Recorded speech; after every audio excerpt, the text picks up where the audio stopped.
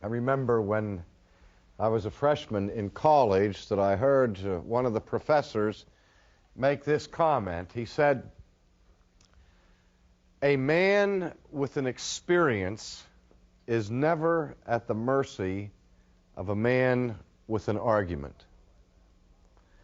And I was impressed by that, although I really didn't think deeply about it.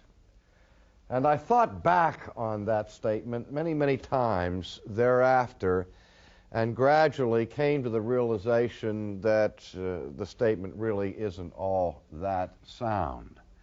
Because even if we have an experience that is powerful and life-transforming, that experience is still open to interpretation and to evaluation and to analysis. And it's possible for any one of us to have a profound experience that we misunderstand profoundly. And of course, the most significant experience that I ever had in my life was the personal experience of my conversion to Christianity. My conversion to Christianity was one of those Damascus Road affairs, where it was sudden, it was dramatic, and in a sense catastrophic. Not catastrophic in the negative sense, but catastrophic in the sense that it created a massive upheaval in my life. And I was so excited about my conversion to Christ that I went immediately and told every friend of mine, in fact, every person that I met. If I was riding a bus, I would talk to the person who was sitting next to me, because I couldn't imagine why anybody in the world wouldn't be thrilled to hear about this exciting thing that I had discovered in my life. I really felt like a person who had discovered the pearl of great price and thought that everyone had an equal admiration for that sort of jewelry as I had recently acquired. But I soon discovered that in fact that was not the case. And people, in many cases, simply didn't believe what I was saying, and others found it necessary to explain for me my experience.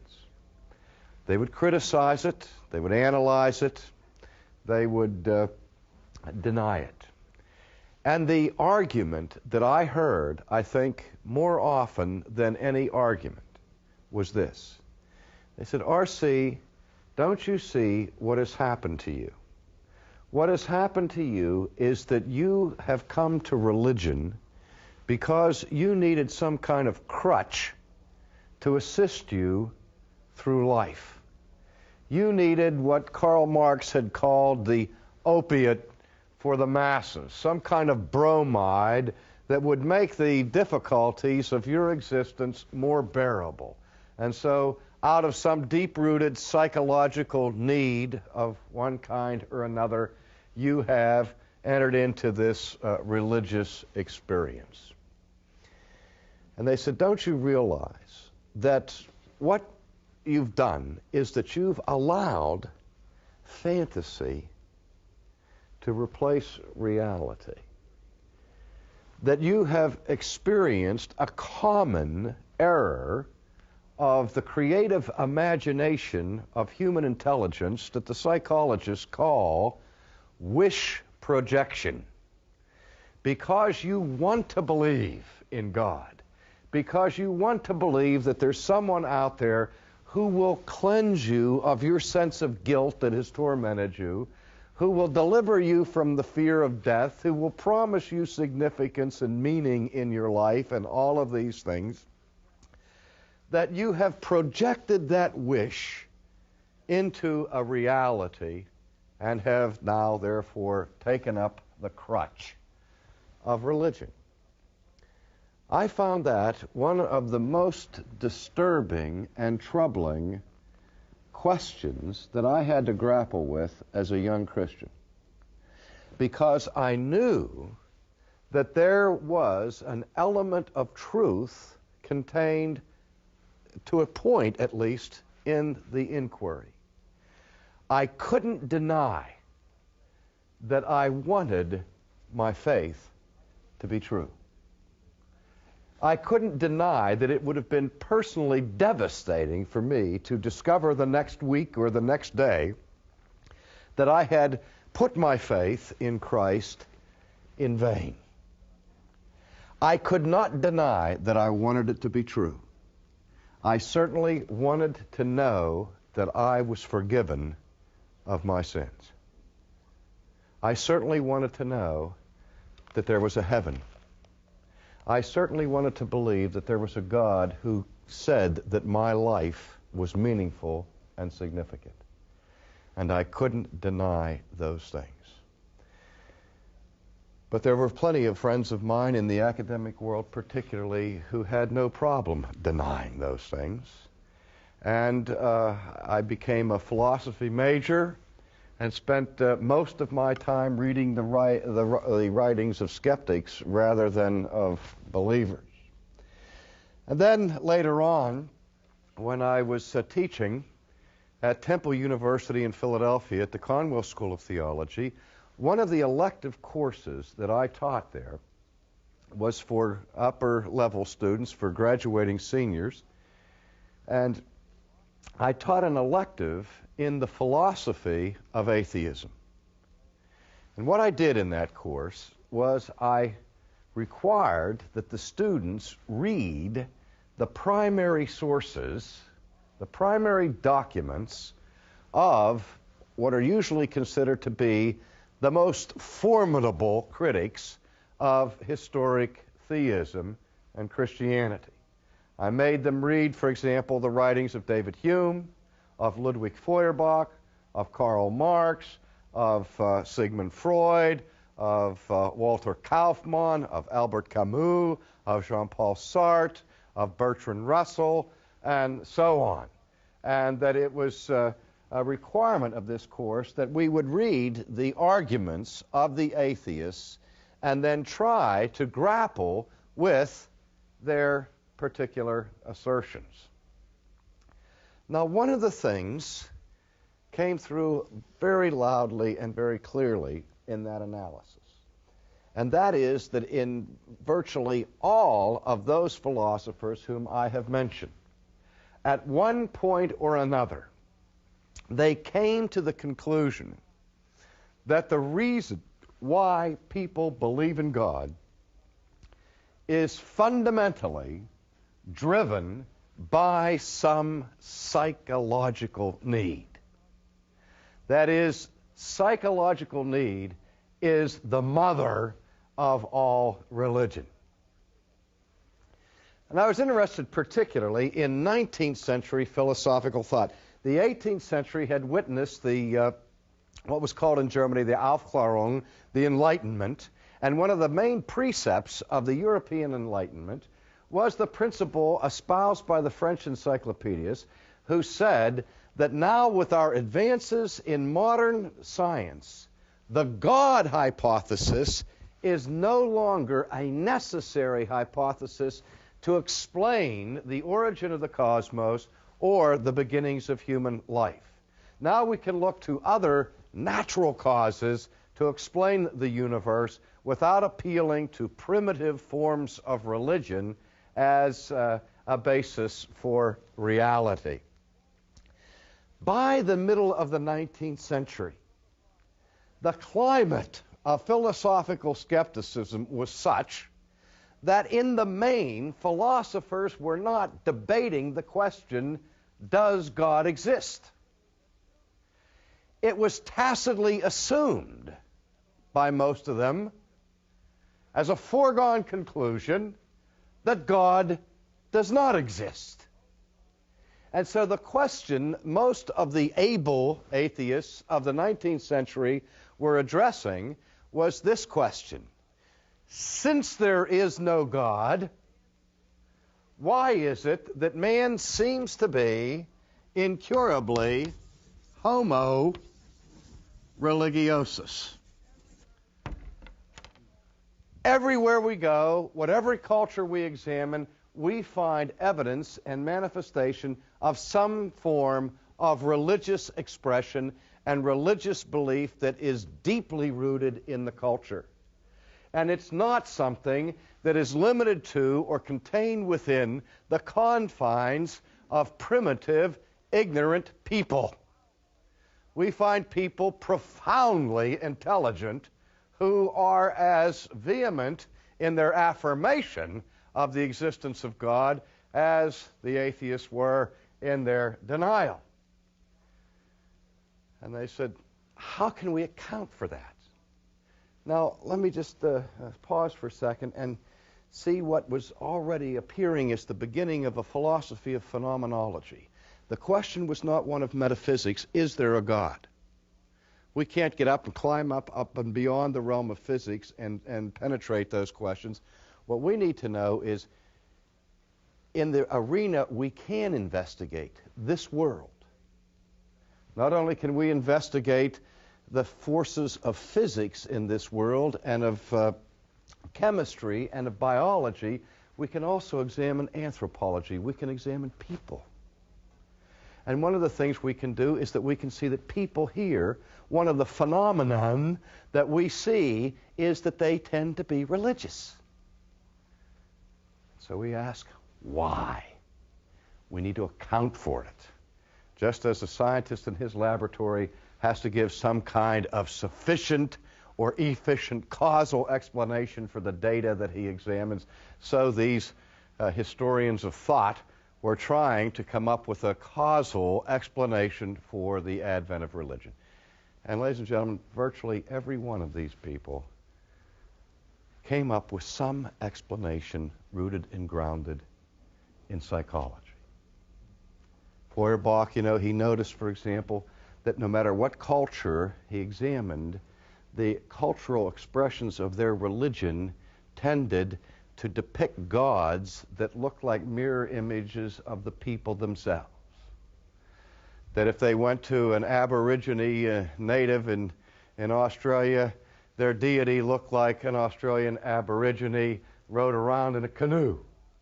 If they went to an outpost in Alaska, they would find that their deity was described to look like an Eskimo. And it seems that the people began to create God in their own image, rather than understand themselves being created in God's image. And so Feuerbach said, all that God is, in our concept, is a projection of human characteristics elevated to the super or to the nth degree, sort of as a cosmic Superman. We understand power as a human trait. We just absolutize that, and we say God is omnipotent, all-powerful. We understand that human beings are capable of knowledge. They have science. We raise that to the nth degree and say God is a being who is omniscient. He has all knowledge, and so on.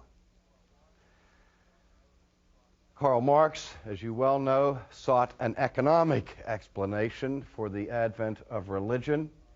He said that the history of mankind is basically the history of the conflict of economic clashes between economic groups and so on.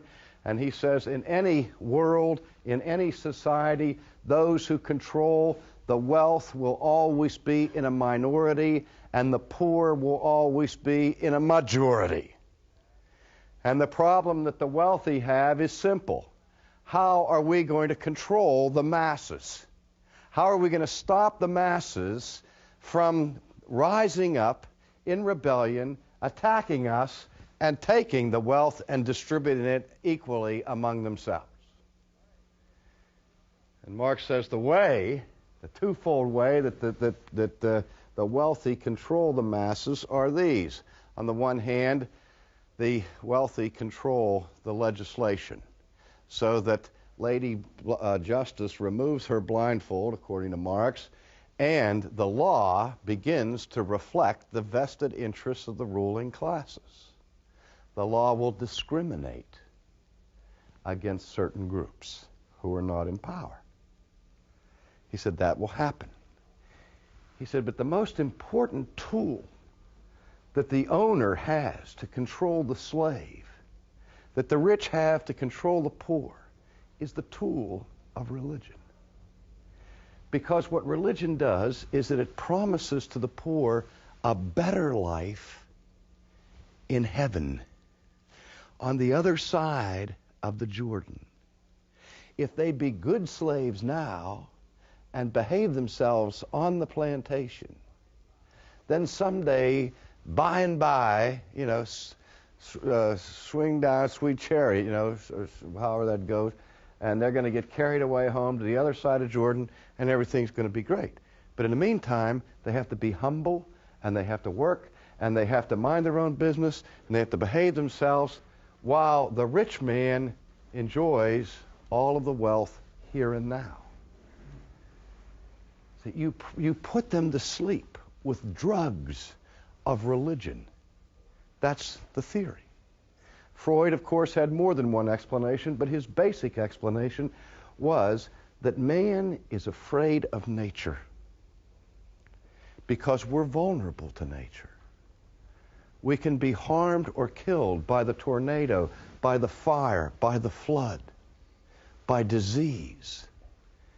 And you can't negotiate with these forces. And so what we do is that we begin to personalize impersonal forces and begin to believe that there's a God that resides in the fire and a God that resides in the flood.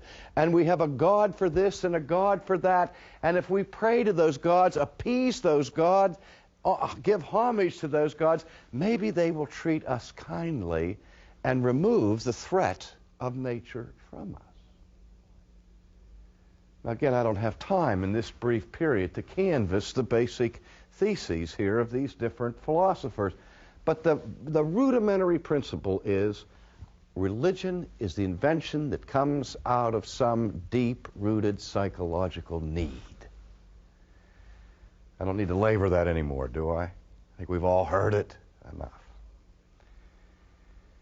Now, I want to say this in response. When somebody is accused of a crime in our criminal justice system, it is the task of the prosecution to prove the charges against the accused. And part of the procedure in police work and so on is to discover motive, means, and opportunity. If a person can establish that they had no possible opportunity or no possible means to commit the crime, it's very difficult to prove the crime against them, isn't it?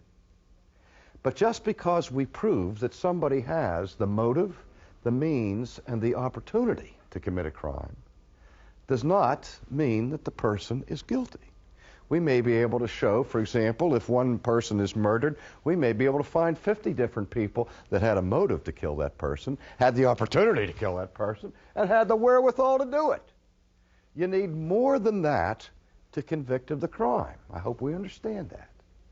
Now, I have no quarrel with Freud or Marx or Feuerbach or Sartre or Kaufmann or any of this in terms of their making it very clear that human beings indeed do have the capacity to invent religion. I think we have to admit that freely. We have brains, we have the ability to project ideas, we have the ability to project wishes, we have the ability to be engaged in fantasy.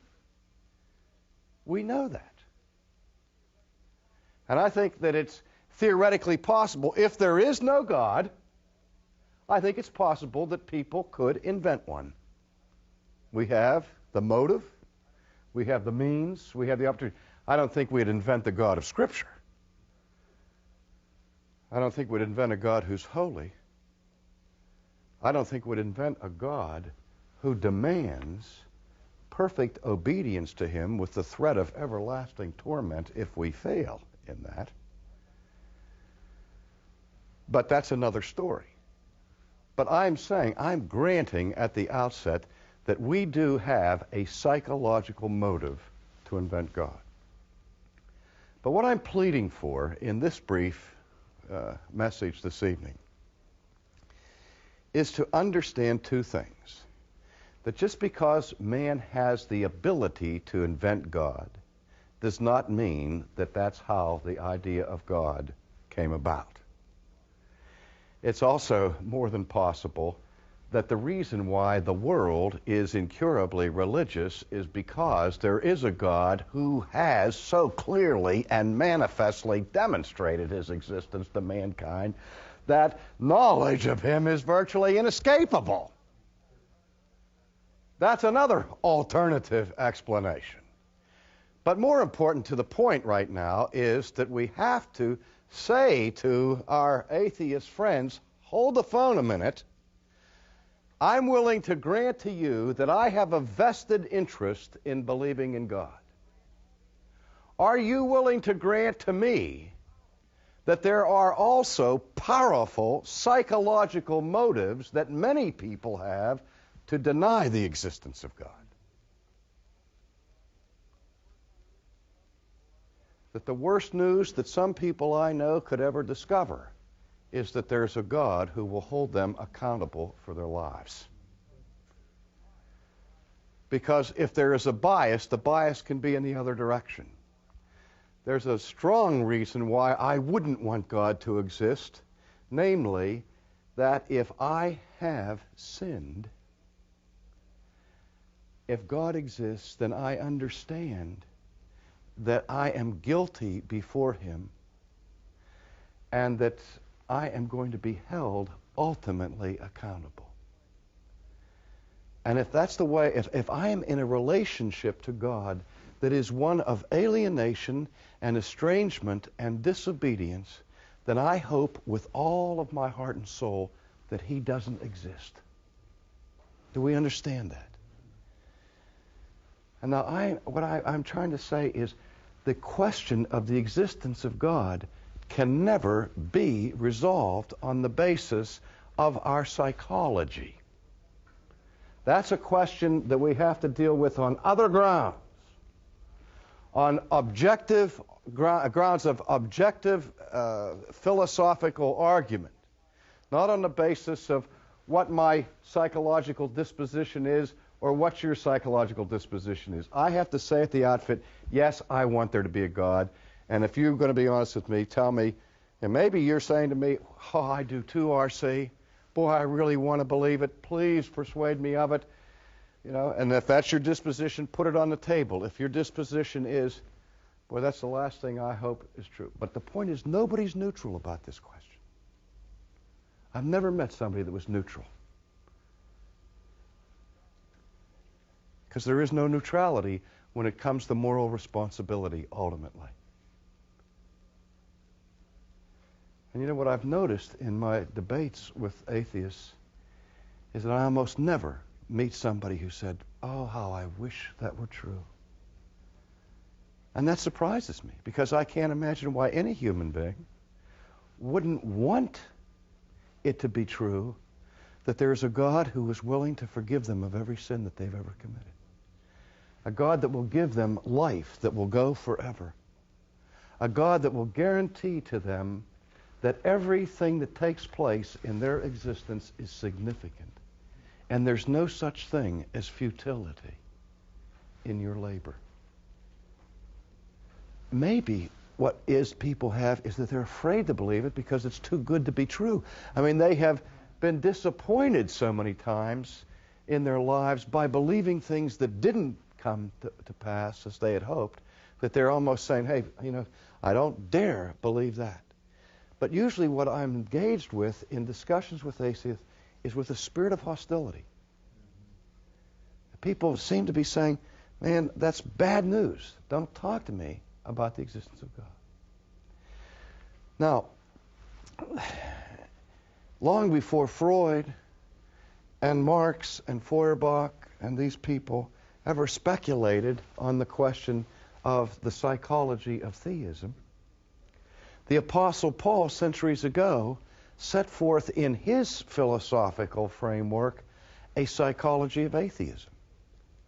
The New Testament gives a rational explanation for why there might be, in fact is, a negative bias deeply rooted in the human heart against the existence of God.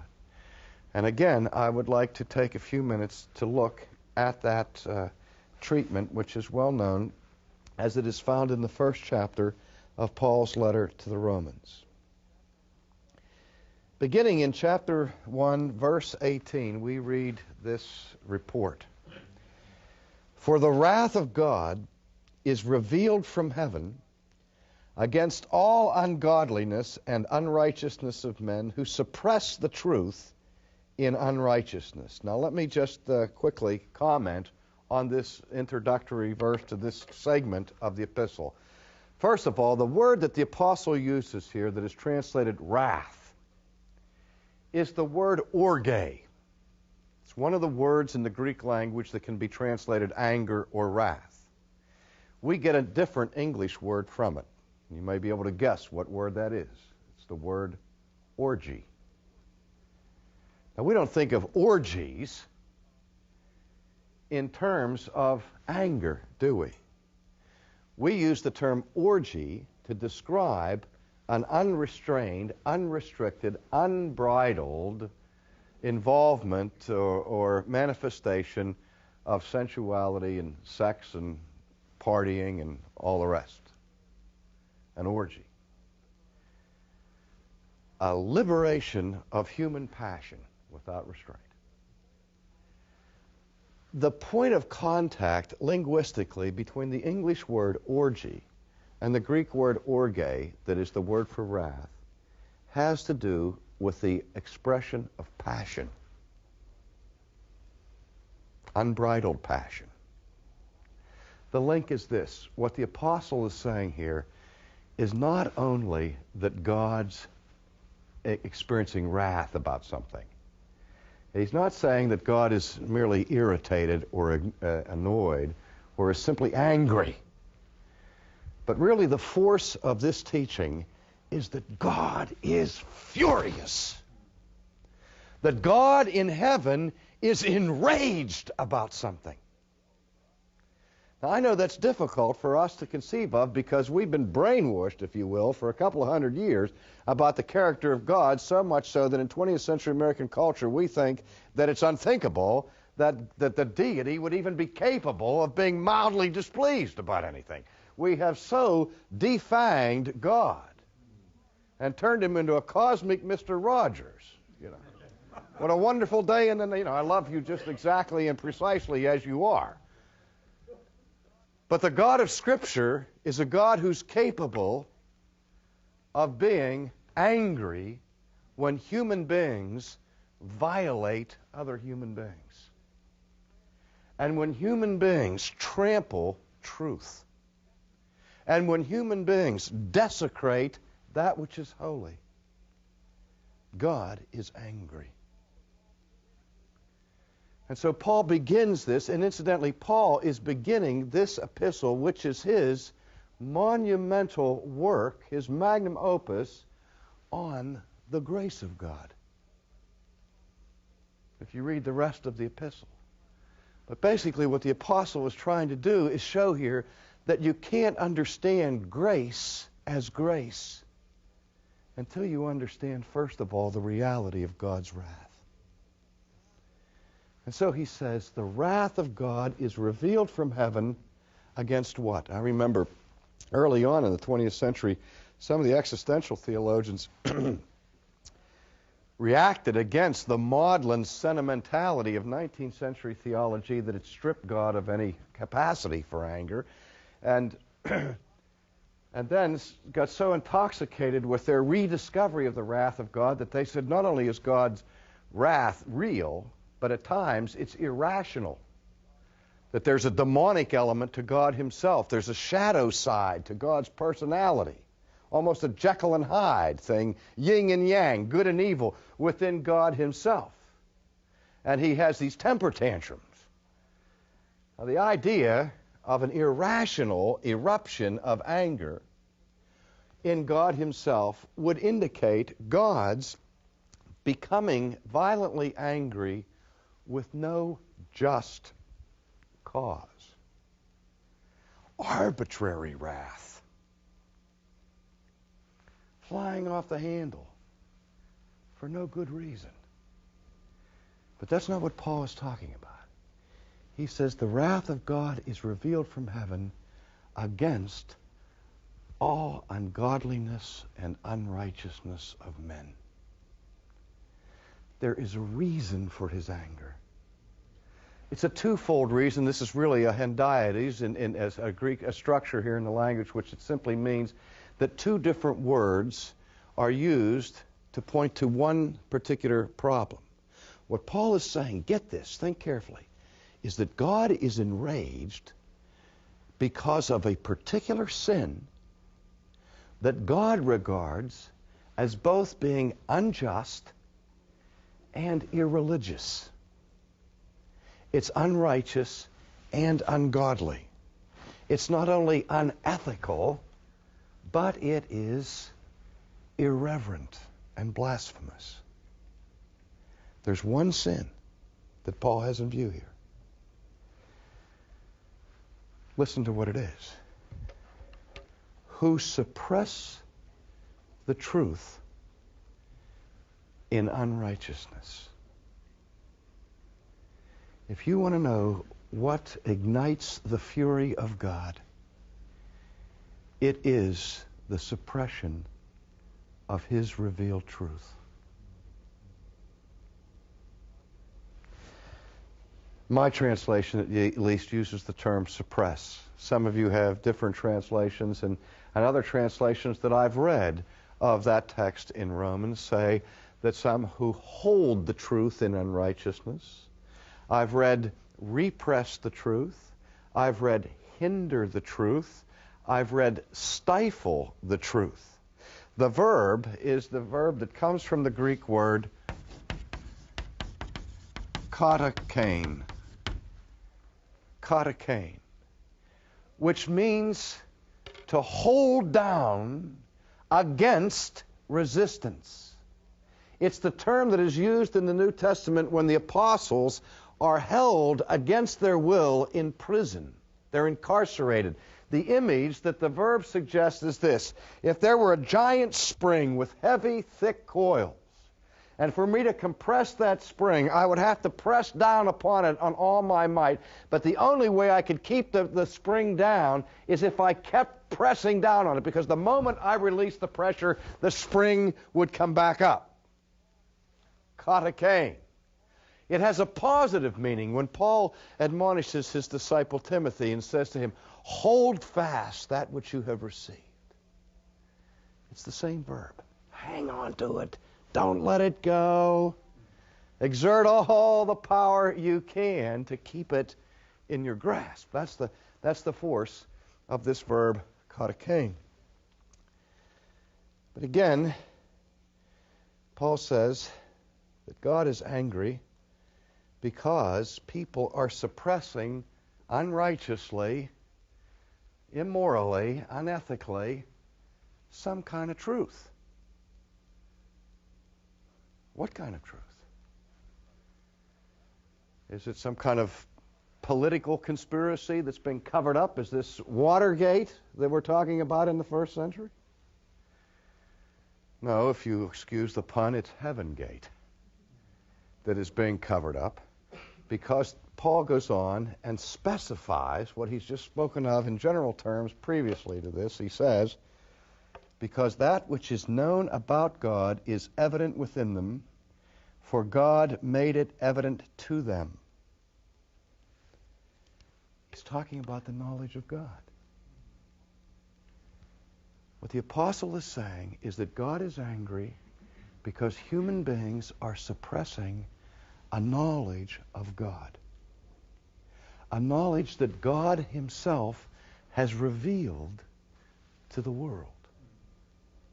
And what he says here, again, in verse 19, because that which is known about God is evident within them, for God made it evident to them.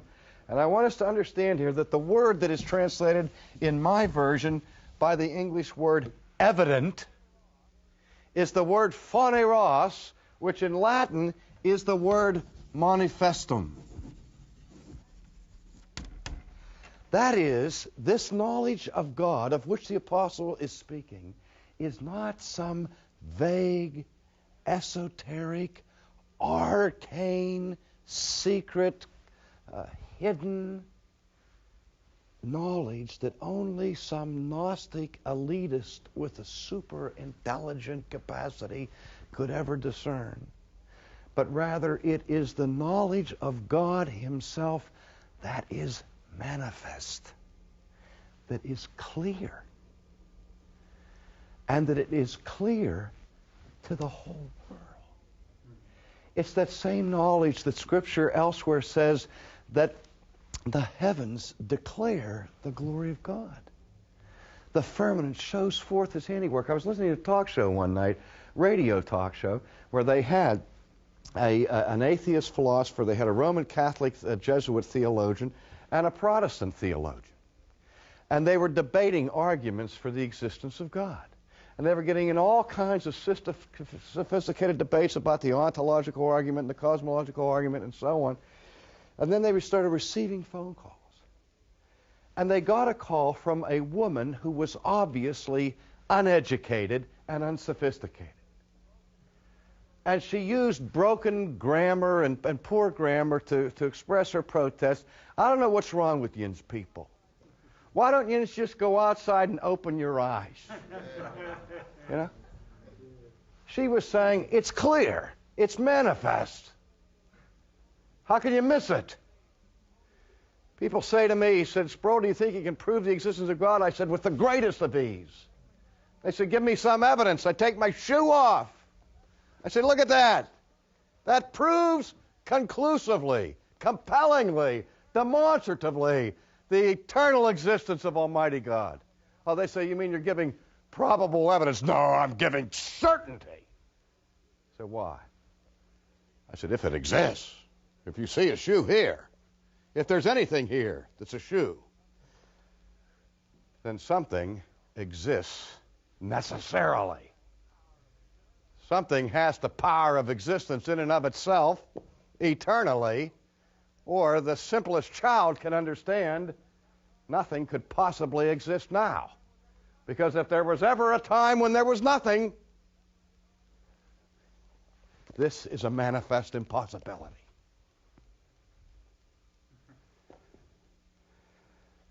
And if anything exists, something has to have the power of being in it. What could be more simple? If it doesn't have the power of being in itself, then nothing could be. See? You don't even need the heavens to declare that. Just look at your shoe. But that's another story. But in any case, verse 20 makes the indictment all the more severe. For since the creation of the world, His invisible attributes, His eternal power, that's just what I was talking about, His eternal power, His divine nature have been clearly seen, being understood through what has been made, so that they are without excuse. Now there's a couple things I want you to notice about this text. Since the Kantian watershed in philosophy, those of you who are students of Western thought know that Immanuel Kant said we can no longer be persuaded by the traditional arguments for the existence of God because ultimately they rest on reasoning somehow from this world to the metaphysical realm. And Kant said you can't reason from the seen to the unseen. If Kant's right, Paul's obviously wrong. If Paul's right, then Kant is obviously wrong, because what Paul is saying here is that the invisible things of God, things you can't see, are made known by means of, through the medium of, those things that are made, those things that are seen. There's a fundamental dispute there. You have to check for yourself to see who's more cogent, Paul or Kant. And I beg my Christian fellow philosophers to stop defending Kant and start defending Paul on this point. But in any case,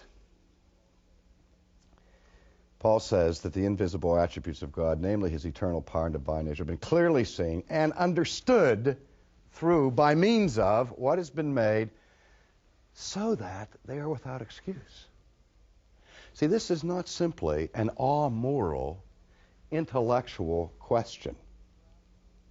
The question of your affirmation or denial of the existence of God is a matter of consummate moral culpability. What excuse is the apostle pulling away from the atheist here? The one excuse that every atheist, that every agnostic will want to use on the final day of judgment is the excuse of ignorance. God, I didn't know you were there. If I just would have known, I would have believed you, I would have followed you, I would have obeyed you. What's worse than hardcore atheism is allegedly softcore atheism, which goes under the guise of agnosticism. The agnostic says, I'm not going to say there is no God. I just simply don't know whether there's a God because I don't think there's a sufficient evidence to come to a conclusion one way or the other. That terrifies me when I hear somebody say that. I say, because what you're saying now is not only you're not willing to affirm the existence of God, but you are pinning the blame of that unwillingness on God himself for not giving you sufficient information. Be careful here. You are adding insult to injury. If this is true, then what it is saying here is that God has so clearly manifested himself ever since the creation of the world, through everything that is made, that you can never use ignorance as an excuse before God. What Paul is saying is that people claim ignorance as an excuse, but it is a fraudulent claim. I've seen real hostility emerge when we've been in discussions with people who are hostile to Christianity, and we discuss these matters. I say, you're not responsible to me to believe this. You may be responsible to God to believe this, but you're not responsible to me to believe that. You don't have anything to fear from me. I'm not going to persecute you or prosecute you or try to bring any harm or injury to you about these things. But what I'm reading here is that in the final analysis, the affirmation of the existence of God is not an intellectual question, it's a moral one. And if you refuse to affirm the existence of God, you are in moral difficulty with the God you refuse to affirm, if Paul is telling the truth. Now here's the crowning, crushing indictment. Verse 21, for even though they knew God, they did not honor him as God or give thanks, but they became futile in their speculations, and their foolish heart was darkened. Professing to be wise, they became fools. Now notice what he says here, that the fundamental sin of the human race, the most basic crime that all of us have committed against God, that at the very time we knew of his existence, we refused to honor him as God. We refused to give proper gratitude to our Creator. You see, the problem with the atheist, according to Paul, is that it's not that the atheist doesn't know God. The problem is he refuses to acknowledge what he knows to be true. And that is dishonest. And I'll say this to people when I'm debating the question of the existence of God. I say, look, I'll debate this with you as long as you want to debate, and I'll try to answer as many questions as I possibly can. But I want to be honest with you. I want you to know I don't trust you. I think you're lying to me. You're telling me you don't believe that there's a God. I don't believe that. I think you know very well there's a God. And you're trying as hard as you can to escape that knowledge. That's what I say to them. And it makes them furious in most cases. But I mean, I have to say that because that's what the New Testament declares. Paul's not pulling any punches here. And he goes on to say, and here's where the psychology comes in. Professing themselves to be wise, they became fools, and they exchanged the glory of the incorruptible God for an image in the form of corruptible man and of birds and four-footed animals and crawling creatures. Now, let me just say this. Verse 25, they exchanged the truth of God for a lie, worshipped and served the creature rather than the Creator who is blessed forever. Ladies and gentlemen, what man usually does with the revelation of God is not turn it into atheism. Our normal reaction to God's divine revelation in nature is to turn it into religion, but a religion of idolatry, where we worship a creature rather than the Creator. And we can do it in the Christian church. When we talk about the sovereignty of God and we talk about the holiness of God and people respond and say to me, I don't believe that stuff, my God's a loving God and all of that stuff, I say, are you sure your God isn't an idol? Your religion, I mean, we all have a basic propensity towards idolatry. That's where we all are coming from. If we would take these categories that Paul has used here in Romans and translate them into modern psychological nomenclature, here's what it would look like.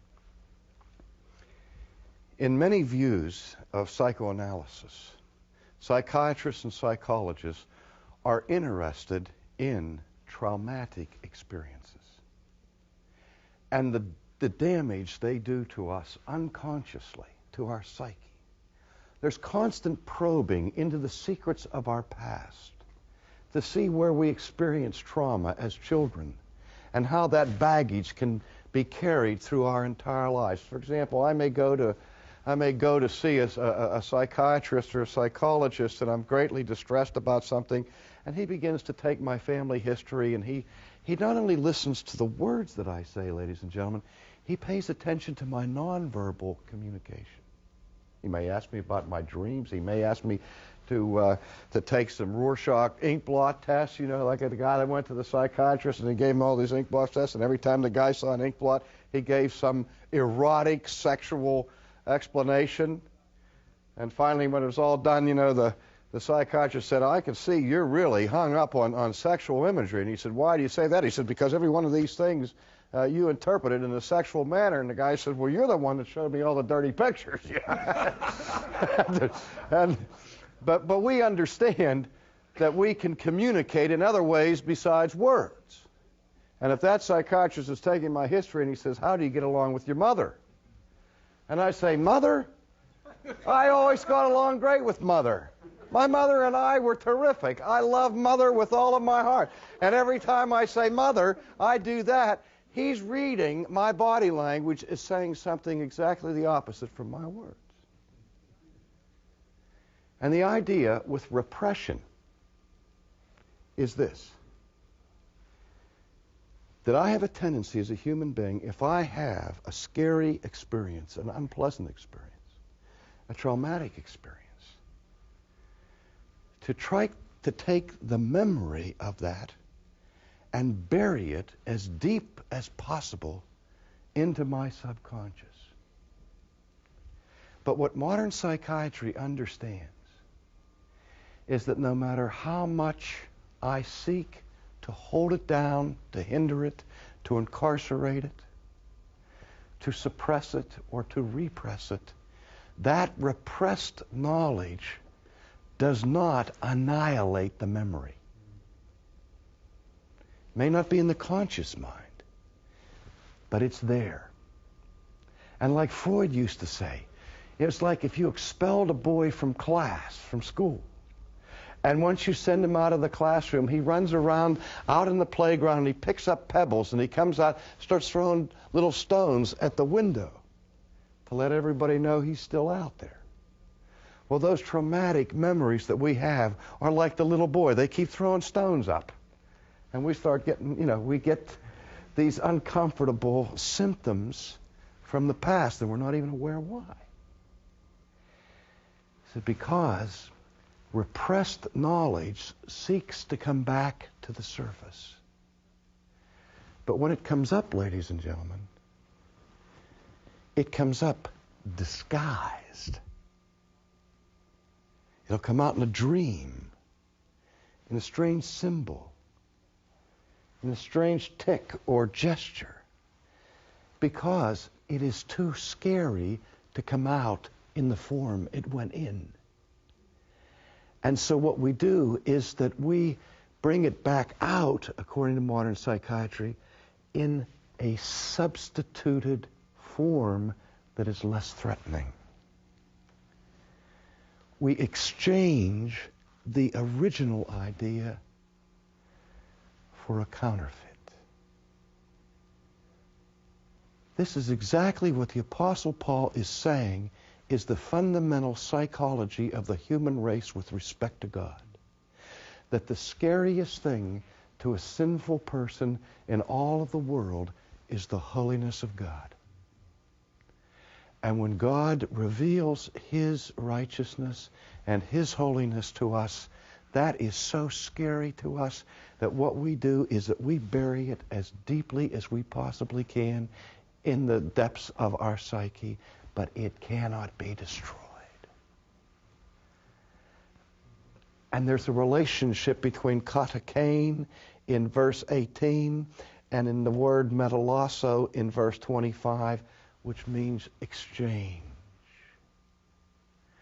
We repress, then we exchange. We exchange the truth of God for a lie. We exchange the majesty of God for an idol. We exchange the law of God for human religion or for the denial of God. Because we have a deep psychological bias against a God who is holy. I remember reading a sermon by Jonathan Edwards where he titled it, Man, Naturally God's Enemy. He said there were certain things about God that men don't like. God is holy. He is all-powerful. And we don't like someone who is so holy to also be more powerful than we are. And he goes on to some other reasons for that. And then he says the thing we also hate is that God is immutable. And I thought, why? Why does that bother us, that God is immutable? Because Edwards says, you know, if I find a holy man, I may be able to bribe him and corrupt him and make him just like me. If I find a powerful man, a holy man who is powerful, he can get old and die. But God doesn't get old and die. And God is incorruptible. Not only is He holy now, but He's holy forever. He's never going to negotiate it. We have no hope that He'll ever negotiate it. And that terrifies us. So the bottom line is, if we're going to debate the existence of God, I think it would be wise to do it on grounds other than the psychological desirability or undesirability of Him. Because if we're talking about Yahweh, the God of Israel, we're talking about a God that people have every driving passion